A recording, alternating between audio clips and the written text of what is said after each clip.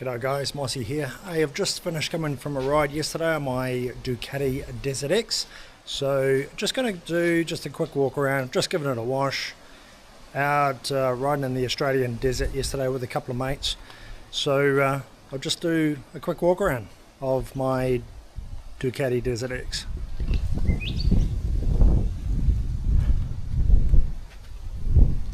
So pretty standard so far, apart from the graphics kit and a couple of other things. We'll walk around and I'll just explain to you what I've done to it so far. So I've got the graphics kit from Dab Rabbit. So they do lots and lots of graphics kits for these bikes. They're all very high quality. This one here I went for the flat look. They do a glossy or a flat on each of their graphics kits. Very high quality. I've got the high Fender Kit here. Only installed this last week. The reason I did that, there's been quite a bit of talk out in the desert. As soon as it gets muddy over here in Australia with all the bull dust, it just turns into a big sloppy mess. And with the low fender in the front, the mud gets caught underneath the tyres and causes a lot of issues with the riders. As I've said in previous videos, some guys have even reported that it's actually throwing them off the bike because the front wheel won't turn because of all the mud build-up. So pretty good kit, pretty straightforward to put in.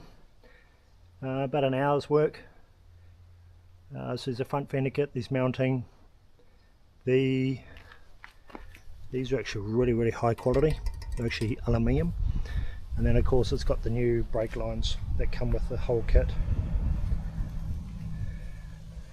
Also got the off-road pack with this bike, which has got the crash bars, their genuine Ducati skid plate, which is really heavy duty,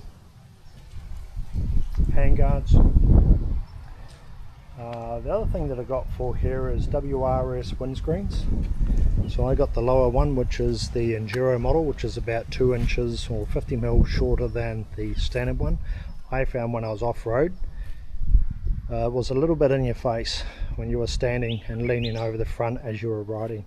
Also got the WRS screen for your lights, because you know what good mates are like, they always try and roost you when you're out riding, and if you smash that front light, I would say, being genuine, it would cost quite a bit of money.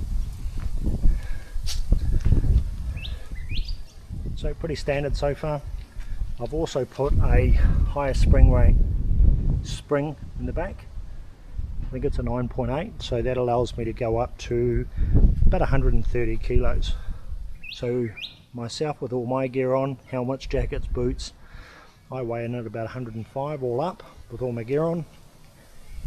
And so that effectively allows me to have 25 kgs of luggage on when I go away for a weekend.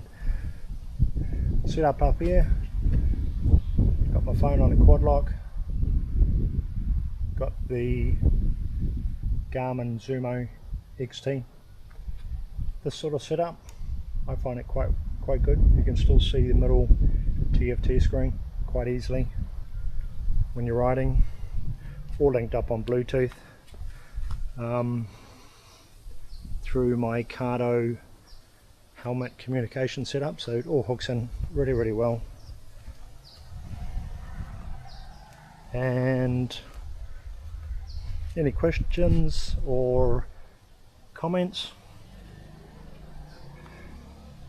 on this bike and what I've done and what I'm about to do, like little bits and bobs.